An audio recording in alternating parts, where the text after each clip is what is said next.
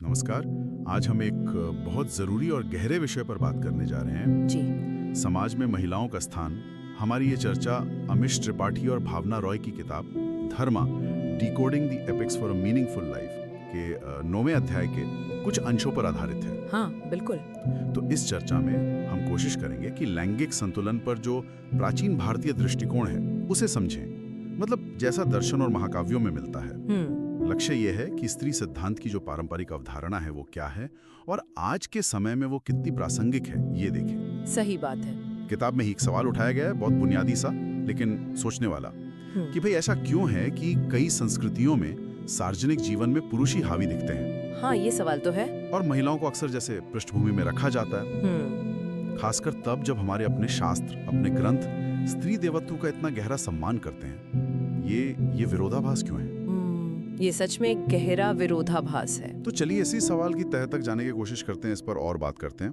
किताब का एक जो मुख्य विचार है वो ये कि प्राचीन भारत में मर्दाना और स्त्री तत्व इनको विरोधी नहीं मानते थे। नहीं, बिल्कुल नहीं। बल्कि एक दूसरे का पूरक मानते थे। एक संतुलन था। शायद वो संतुलन हम कहीं भूल गए हैं। बिल्कुल। और ये सिर्फ कोई फिलोसॉफिकल बात नहीं थी, ये जीने का एक तरीका था। अच्छा। स्रोत में शिव शक्ति के प्रतीक का बहुत सुंदर तरीके से इस्तेमाल किया गया है। शिव यानी जो शुद्ध चेतना है, वो शक्ति के बिना आप समझिए शव जैसे हैं, निष्क्रिय। शक्ति ही वो ऊर्जा है जो चेतना को क्रियाशील बनाती है, उसे रूप देती है। आप सोचिए, अगर शक्ति हो पर करुणा ना हो तो वो कितनी विध्वंसक हो सकती है। हाँ, बिल्कुल। या ज्ञान हो पर भावना ना हो तो वो कितना सूखा बेअसर होगा। या फिर कानून बिना सहानुभूति के कितना कठोर हो सकता है। सही बात है। तो धर्म, जिसे हम सही जीवन मार्ग कहें या कर्तव्य, वो असल में इन दोनों के संतुलन पर ही टिका है। सिर्फ बाहर की दुनिया में नहीं, हमारे अंदर भी। ये सोचने वाली बात है कि अगर ये संतुलन इतना जरूरी था, इतना स्वाभाविक था, तो फिर गड़बड़ कहाँ हुई?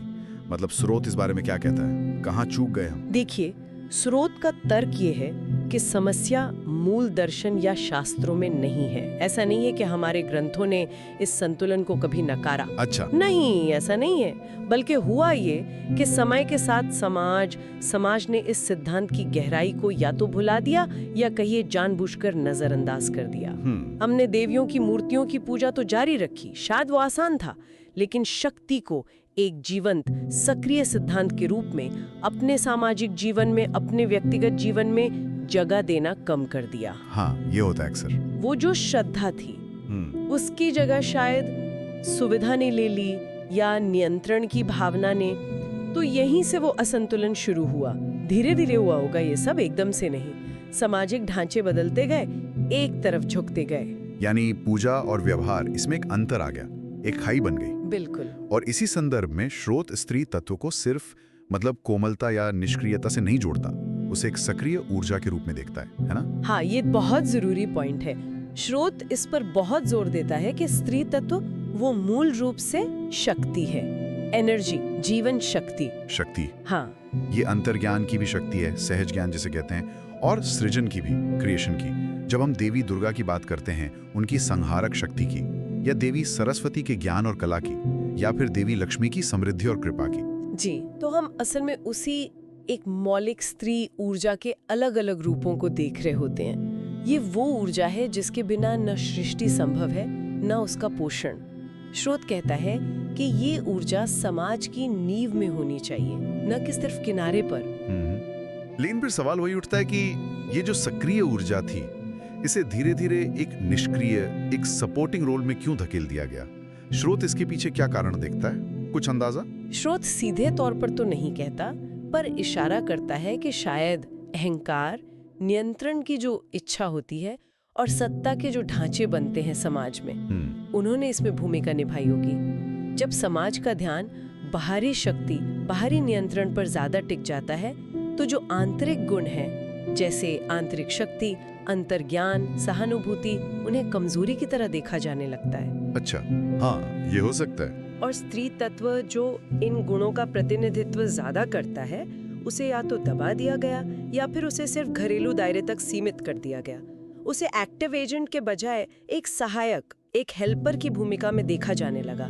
ये सोच का बदलाव था जिसने समाज के पूरे ताने बाने को ही बदल दिया। और यहीं पर श्रोत की वो पंक्ति जो आपने पहले कही थी बहुत सटीक लगती है कौन सी? कि जब आप देवियों की पूजा करते हैं लेकिन महिलाओं को चुप कराते हैं तो आप धर्म का पालन नहीं कर रहे हैं, आप उसका अपमान कर रहे हैं। ये तो सीधे सीधे उस दोहरे मापदंड पर चोट है। बिल्कुल सच्ची समानता सिर्फ कागज पर या कानूनों में नहीं होती, नहीं, या सिर्फ दिखावे के सम्मान में भी नहीं। वो दिखनी चाहिए असली व्यवहार में, अवसरों में और आवाज देने में कि आप सुन रहे हैं या नहीं। सही कहा। अच्छा, इस चर्चा को थोड़ा और ठोस बनाने के लिए श्रोत हमें महाकाव्यों की दुनिया में ले जाता है। रामायण, महाभारत, अक्सर हम इन कहानियों को पुरुषों के कामों, उनके पराक्रम के आसपास ही देखते हैं। हाँ, ज्यादातर यही होता है। लेकिन ये किताब उन शक्तिशाली महिलाओं पर ध्यान दिलाती है जिन्होंने न सिर्फ घटनाओं को प्रभावित किया बल्कि नैतिकता और धर्म के जो मानक थे उनको भी स्थापित किया। जी। जैसे सीता का ही उदाहरण लें। आमतौर पर छवि क्या है? एक सहनशील पतिव्रता पत्नी। हाँ, वही स्टीरियोटाइप है। लेकिन स्रोत उन्हें एक ऐसी महिला के रूप में दिखाता है जिनमें गजब का नैतिक साहस था। वो अपनी गरिमा, अपने सम्मान के लिए खड़ी हुई, यहाँ तक कि उस समय भी जब उन्हें लगा कि शायद राम का निर्णय भी पूरी तरह न्यायसंगत नहीं है। जैसे अग्नि परीक्षा के समय उनकी जो प्रतिक्रिया थी। बिल्कुल, उनका वो धैर्य उनकी कमजोरी नहीं थी, वो उनकी आंतरिक शक्ति थी। सही।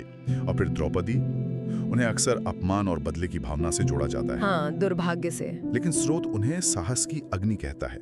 जब भरी सभा में उनका अपमान हुआ तो उनकी आवाज सिर्फ मदद के लिए नहीं थी, वो उस समय के बड़े बड़े योद्धाओं और ज्ञानियों की अंतरात्मा को चुनौती दे रही थी। बिल्कुल। उनके सवाल थे वो, धर्म क्या है, न्याय कहाँ है।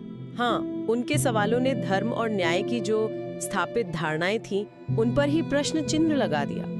उनकी आवाज ने एक पूरे साम्राज्य के नैतिक पतन को सामने ला दिया। और कुंती का भी जिक्र है, एक माँ जिन्होंने परिस्थितियों के कारण बहुत कठिन फैसले लिए, अपने बेटों को पहचाने बिना रहीं, बहुत दुख सहे। जी। लेकिन स्रोत इस बात पर जोर देता है कि इन सब के बावजूद उन्होंने अपना नैतिक विवेक, अपना कर्तव्य बोध कभी नहीं खोया। उनका जीवन त्याग और आंतरिक शक्ति का एक बहुत जटिल लेकिन शक्तिशाली उदाहरण है। और ये सिर्फ रानियां या राजकुमारियां ही नहीं थी, है ना? नहीं, बिल्कुल नहीं। स्रोत गार्गी और मैत्रेयी जैसी दार्शनिकों का भी उल्लेख करता है। हाँ, गार्गी का नाम तो सुना है। जी, ये वो महिलाएं थीं जिन्होंने ज्ञान के क्षेत्र में पुरुषों को चुनौती दी।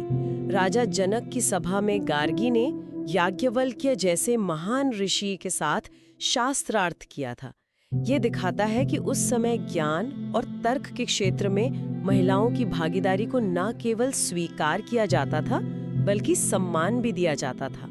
वो सिर्फ सुनने वाली नहीं थीं, वे सोचने वाली, बहस करने वाली थीं। तो ये सारे उदाहरण क्या दिखाते हैं? क्या ये बस कुछ अनोखी, असाधारण महिलाओं की कहानियां हैं या कुछ और?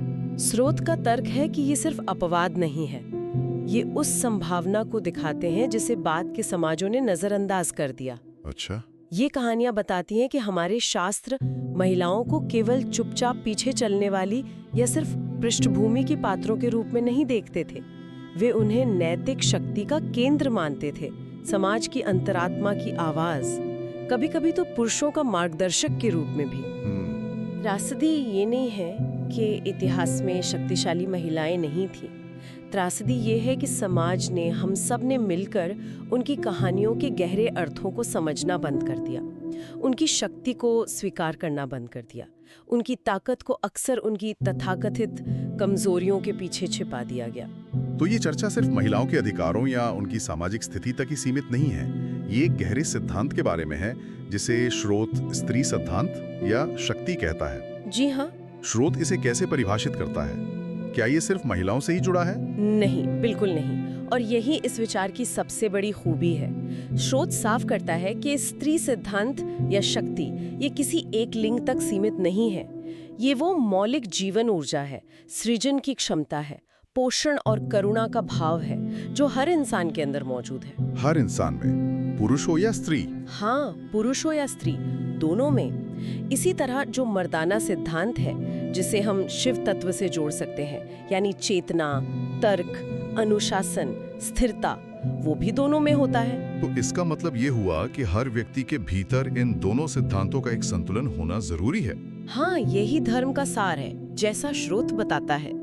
जब कोई व्यक्ति या पूरा समाज ही अपने अंदर के स्त्री पक्ष को, सहानुभूति, संवेदनशीलता, रचनात्मकता, अंतर्ज्ञान, इन सबको दबाता है या इनकी उपेक्षा करता है तो वो कठोर बन जाता है, असंतुलित, शायद विनाशकारी भी। उसमें गहराई और जुड़ाव की कमी हो जाती है। और दूसरी तरफ अगर मर्दाना पक्ष मतलब तर्क, अनुशासन, साहस, संरचना, इसकी कमी हो तो व्यक्ति या समाज दिशाहीन हो सकता है, अव्यवस्थित, अप्रभावी। अच्छा। तो सच्चा विकास, सच्चा सामंजस्य तभी आता है जब ये दोनों सिद्धांत साथ काम करते हैं, एक दूसरे का सम्मान करते हैं। आपने आत्मा के अर्धनारीश्वर का जिक्र किया था पहले। क्या स्रोत इस पर और कुछ कहता है? ये अंदरूनी संतुलन कैसा दिखता है? हाँ, स्रोत आत्मा के अर्धनारीश्वर की जो अवधारणा है उसे एक आदर्श स्थिति के रूप में देखता है। मतलब जहाँ व्यक्ति के भीतर शक्ति और शांति, दृढ़ता और कोमलता, तर्क और भावना, कर्म और ध्यान, ये सब बिना किसी टकराव के एक साथ रहते हैं। एक साथ? हाँ, एक साथ। ये सिर्फ बाहर से स्त्री और पुरुष के मिलन का प्रतीक नहीं है, बल्कि हर व्यक्ति के भीतर इन दोनों ऊर्जाओं के सामंजस्य का प्रतीक है। स्रोत का मानना है कि भारतीय सभ्यता जब अपने शिखर पर थी तब वो इसी आंतरिक और भारी संतुलन का जश्न मनाती थी। ये वो स्थिति है जहाँ व्यक्ति अपनी पूरी क्षमता को जी सकता है, क्योंकि वो अपने किसी भी हिस्से को नकार नहीं रहा होता। एक संपूर्णता की स्थिति है ये विचार हमें सीधे आज के समय में ले आता है। आजकल महिला सशक्तिकरण, विमेन एम्पावरमेंट की बहुत बात होती है। जी हाँ, बहुत होती है। स्रोत इस पर क्या नजरिया रखता है? क्या ये सशक्तिकरण तथाकथित मर्दाना गुणों या भूमिकाओं को अपनाने से आता है या कहीं और से? ये बहुत ही प्रासंगिक सवाल है आज के दौर में। स्रोत का नजरिया ये है कि सच्चा सशक्तिकरण नकल करने से नहीं आता। नकल से नहीं, वो आता है अपनी मौलिक प्रकृति और शक्ति को पहचानने से और उसे सम्मान देने से। अगर सशक्तिकरण का मतलब सिर्फ पुरुषों की तरह बनना मान लिया जाए या उन्हीं की भूमिकाओं में सफल होना मान लिया जाए, तो हम फिर से वही असंतुलन पैदा कर रहे हैं। अच्छा, तो फिर कैसे? स्रोत तर्क देता है कि समाज को ये समझने की जरूरत है कि शक्ति कई रूपों में प्रकट होती है। अलग अलग रूपों में? किन रूपों में? क्या स्रोत कुछ उदाहरण देता है? हाँ, स्रोत कहता है कि एक माँ जो अपने बच्चे का पालन पोषण कर रही है वो उतनी ही शक्तिशाली है जितनी एक कंपनी की सीईओ। एक कलाकार जो अपनी रचनात्मकता से दुनिया को कुछ नया दे रही है वो उतनी ही महत्वपूर्ण है जितना एक सैनिक जो सीमाओं की रक्षा कर रहा है। एक दार्शनिक जो सत्य की खोज में लगी है वो उतनी ही मूल्यवान है जितनी एक वैज्ञानिक जो नई खोज कर रही है। यानी हर भूमिका का अपना महत्व है। बिल्कुल। धर्म या सही मार्ग किसी एक भूमिका में बंधा नहीं है। जरूरी ये है कि हर व्यक्ति को अपनी स्वाभाविक प्रवृत्ति, अपनी क्षमता के अनुसार भूमिका चुनने और उसे निभाने की आजादी हो, और समाज हर भूमिका को उसके अपने महत्व के हिसाब से सम्मान दे। हाँ। सशक्तिकरण का मतलब है अपनी अनूठी शक्ति को जीना, न कि किसी और के बनाए सांचे में ढल जाना। तो कुल मिलाकर बात फिर वहीं संतुलन पर आ जाती है, लिंग आधारित भूमिकाओं से ऊपर उठकर मानवीय गुणों और क्षमताओं के संतुलन पर। बिल्कुल। और स्रोत इसे एक कदम और आगे ले जाता है। वो कहता है कि कोई समाज अपनी महिलाओं के साथ कैसा व्यवहार करता है ये सिर्फ एक सामाजिक मुद्दा नहीं है। तो फिर क्या है? ये उस समाज के आध्यात्मिक और नैतिक स्वास्थ्य का आईना है, सूचक है। ये दिखाता है कि वो समाज खुद शक्ति के पवित्र सिद्धांत का कितना सम्मान करता है। जब स्त्री सिद्धांत का अनादर होता है तो समाज अपनी आत्मा के एक बहुत महत्वपूर्ण हिस्से को खो देता है और उसका पतन देर सवेर निश्चित हो जाता है। किताब में एक बुजुर्ग ज्ञानी के शब्दों का जिक्र है जो शायद इस पूरी बात का सार कह देते हैं। वो क्या कहते हैं? हाँ, बहुत सुंदर बात है वो। हाँ, वो कहते हैं जब पुरुष और महिलाएं साथ चलते हैं, कंधे से कंधा मिलाकर आपसी सम्मान के साथ, तो धर्म फलता फूलता है। जब एक दूसरे पर हावी होने की कोशिश करता है या एक को दबाया जाता है तो दोनों ही गिर जाते हैं। दोनों ही गिर जाते हैं। कितनी सीधी और गहरी सच्चाई है ये। हाँ, ये सिर्फ स्त्री पुरुष के रिश्ते पर ही नहीं बल्कि समाज के हर स्तर पर, हर तरह के संतुलन की जरूरत पर लागू होती है। और ये संतुलन बाहर लाने से पहले अपने अंदर लाना होगा। स्रोत हमें यही याद दिलाता है बार बार। अपने अंदर? हाँ, समाज में स्त्री और पुरुष के बीच संतुलन तभी आ सकता है जब हम व्यक्ति के तौर पर अपने भीतर के मर्दाना और स्त्री गुणों में संतुलन लाएं।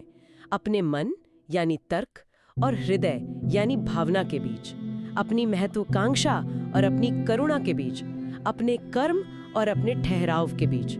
ये एक लगातार चलने वाली साधना है। और अंत में स्रोत का आह्वान यही है कि स्त्री का सम्मान उसकी कोमलता या नाजुकता के लिए ही नहीं, बल्कि उसकी उग्रता, उसकी शक्ति, उसकी दिव्यता के लिए किया जाना चाहिए। बिल्कुल नहीं। बल्कि सृजन और पोषण की जो मौलिक ऊर्जा है उसके रूप में देखा जाना चाहिए। क्योंकि जैसा स्रोत कहता है, सृजन के हर नए विचार में, क्षमा के हर उदार क्षण में, साहस के हर शांत दिखने वाले काम में वो शक्ति ही है जो काम कर रही होती है। भले ही हम उसे हमेशा देख ना पाएं, पर वो शाश्वत है। अनदेखी पर शाश्वत। हाँ, तो इस पूरी विस्तृत चर्चा से कौन सी मुख्य बातें हैं जो हम ध्यान में रख सकते हैं? पहली तो ये कि धर्म का जो मूल दृष्टिकोण है वो पुरुषों और महिलाओं को सृष्टि और समाज का बराबर और पूरक हिस्सा मानता है। सही है। दूसरी बात, स्त्री ऊर्जा यानी शक्ति, ये सिर्फ कोमलता नहीं बल्कि इसमें असीम शक्ति है, गहरा अंतर्ज्ञान है, सृजन है और करुणा भी है। जी। तीसरी, हमारे महाकाव्य सिर्फ पुरुषों की गाथाएं नहीं हैं। वे सीता, द्रौपदी, कुंती, गार्गी जैसी मजबूत महिलाओं को नैतिक पथ प्रदर्शक के रूप में भी प्रस्तुत करते हैं। बिल्कुल। चौथी बात, जब कोई समाज स्त्री सिद्धांत का अपमान करता है या उसे नजरअंदाज करता है तो वो अनिवार्य रूप से अपने नैतिक और आध्यात्मिक पतन की ओर बढ़ता है। हाँ, ये बहुत महत्वपूर्ण है। और पांचवी, कि सच्चा सामाजिक और व्यक्तिगत सामंजस्य तभी संभव है जब मर्दाना और स्त्री ऊर्जाओं के बीच संतुलन हो, समाज में भी और हमारे अपने भीतर भी। सही, संतुलन ही कुंजी है। जाते जाते स्रोत से एक अंतिम बहुत गहरा विचार साझा करना चाहूंगा। जी। एक सभ्यता जो अपनी महिलाओं का दमन करती है वो अंततः अपनी ही आत्मा का दमन करती है। समानता कोई बाहर से आया हुआ आधुनिक विचार नहीं है। सिर्फ स्रोत के अनुसार ये धर्म की अपनी आवाज है, संतुलन की पुकार है। जहां शक्ति का, स्त्री सिद्धांत का सम्मान होता है, वहां शांति, समृद्धि और ज्ञान स्वाभाविक रूप से पनपते हैं, विकसित होते हैं। जब हम महिलाओं का सम्मान करते हैं तो हम असल में उस दिव्य संतुलन का सम्मान कर रहे होते हैं जो इस पूरे अस्तित्व को संभाले हुए है। और शायद ये सोचने वाली बात है हम सब के लिए कि हम अपने रोजमर्रा के जीवन में, अपने विचारों में, अपने व्यवहार में, अपने भीतर के मर्दाना और स्त्री गुणों के संतुलन को कैसे साध सकते हैं। क्या हमारे व्यक्तिगत संतुलन का हमारे आसपास की दुनिया के बड़े संतुलन पर कोई असर पड़ता है? ये सवाल हमें स्रोत के विचारों से आगे अपने निजी चिंतन की ओर ले जाता है। इसी विचार के साथ आज की ये गहन पड़ताल यही समाप्त होती है।